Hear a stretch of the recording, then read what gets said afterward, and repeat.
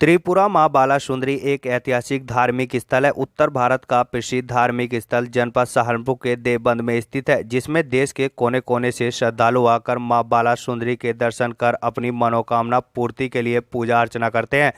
स्वामी दीपांकर महाराज ने बताया कि त्रिपुरा मां बालासुंदरी व शमशान भूमि अपने आप में एक दूसरे के पूरक है।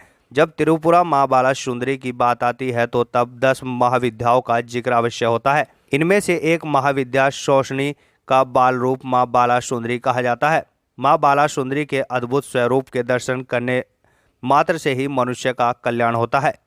नमस्कार, प्रणाम।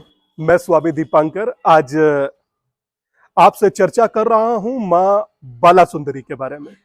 मां बालासुंदरी का जिक्र आता है तो यकीन मानिए जिक्र आता है 10 महाविद्याओं का, और जब 10 महाविद्याओं का जिक्र आता है तो उसमें एक जिक्र होता है मां षोडशी का, और जब मां षोडशी का जिक्र होगा तो उनके बाल स्वरूप को कहा जाता है मां बालासुंदरी, और लोग प्रेम से स्नेह से कहते हैं मां त्रिपुर बालासुंदरी।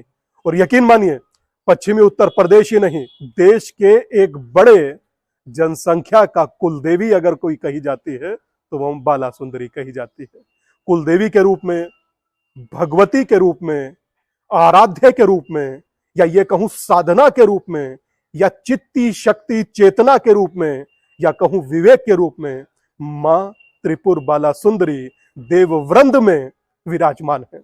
मानव मात्र का कल्याण तो करती ही हैं, ये मात्र संदेश ही नहीं होता, ये एक भाव होता है जो मनुष्य के मन में धड़कन बनकर धड़कता है। भाव स्वभाव में परिणत होता है तो यहां जय जयकार होने लगती है और जय माता दी के नारे लगने लगते हैं।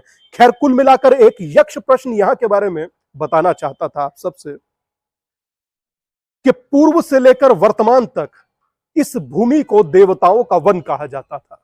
देवताओं का वन इसलिए कहा जाता था कि इसका जो नाम था वो देववृंद था, और देववृंद इसलिए जहां देवता विचरण करें, जहां का पानी मीठा हो, जहां आने मात्र से मनुष्य के कल्याण ही नहीं मोक्ष के द्वार तक खुल जाते थे।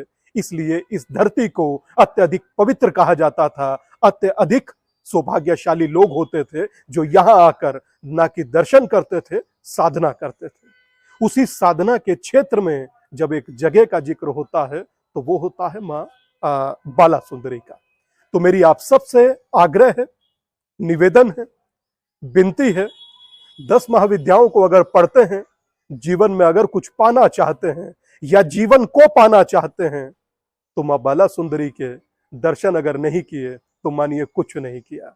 और एक चीज याद रखिएगा, जब आप इस वीडियो को देख रहे हो तो ये महसूस कीजिएगा कि आपने देवता से कब कब मांगा और कितने लोगों ने देवता को मांगा। तो ये देवी की, देवता की जीवंत भूमि है, चेतना है। इस चेतना को महसूस कीजिए। निसंदेह जीवन तो परिवर्तित होगा ही, एक नई दिशा और दशा का भी प्रादुर्भाव होगा जीवन में। मैं ऐसा मानता हूं।